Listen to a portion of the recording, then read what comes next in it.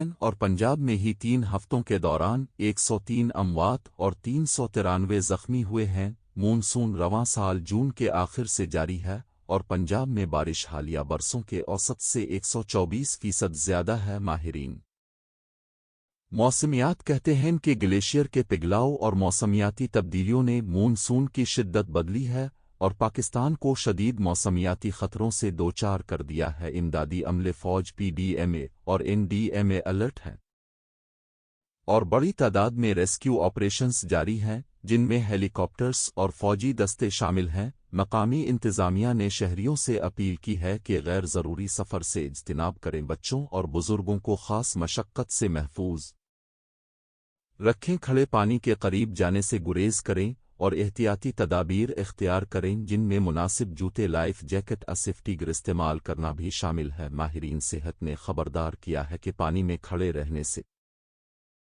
Infection اور بیماریوں کے خطرات ہوتے ہیں۔